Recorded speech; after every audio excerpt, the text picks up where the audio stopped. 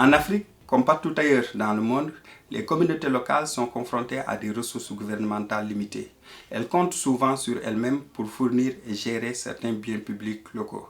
Les exemples sont nombreux, que ce soit dans le domaine de l'éducation, de la santé ou de l'assainissement.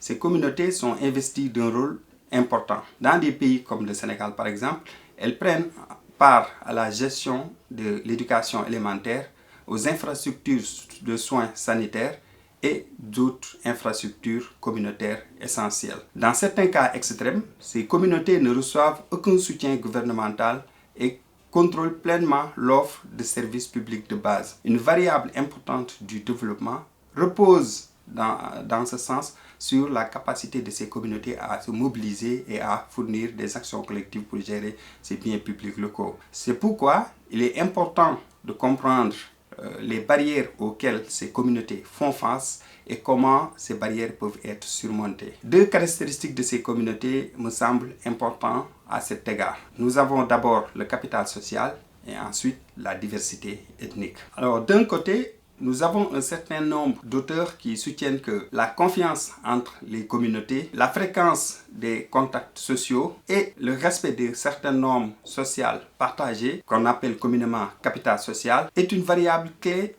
de la capacité de ces communautés à se mobiliser et à agir collectivement.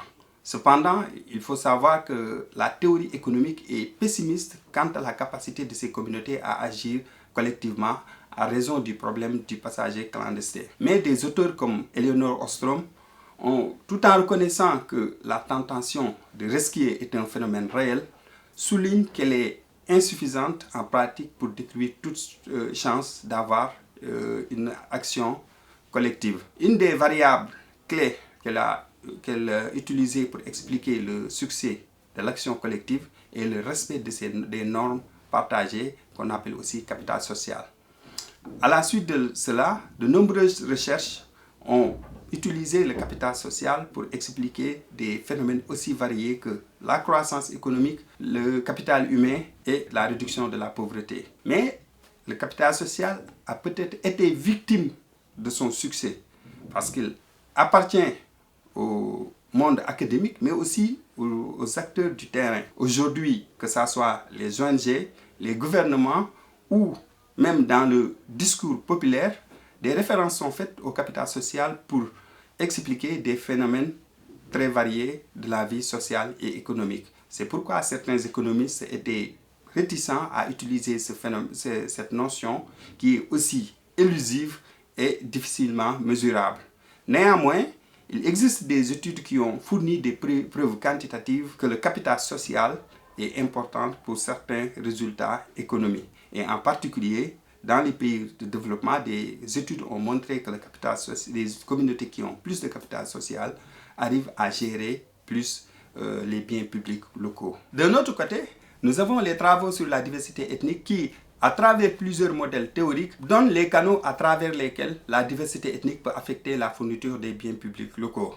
Une caractéristique commune à tous ces modèles est une diversité des préférences et un goût pour l'homogénéité ethnique qui motive les prédictions selon lesquelles les communautés ethniquement diverses présentent une participation moindre aux activités de fourniture de biens publics locaux. Dans Alesina 1999 par exemple, l'hétérogénéité des préférences entraîne une divergence sur le type de biens publics à produire. Dans Alesina et Freira 2000, les individus ont un certain goût pour l'homogénéité ethnique et préfèrent travailler avec les membres de leur propre groupe ethnique. Un troisième canal a été évoqué par Miguel, pour qui le problème du passage clandestin est plus facile à être évité à l'intérieur de son propre groupe ethnique parce que les sanctions sociales sont plus faciles à mettre en œuvre par rapport aux sanctions sociales entre les frontières des groupes ethniques. Dans cette littérature, la diversité ethnique est souvent mise en avant pour expliquer les mauvaises performances économiques en Afrique, mais il existe une littérature émergente qui montre que ce n'est pas le cas au niveau local.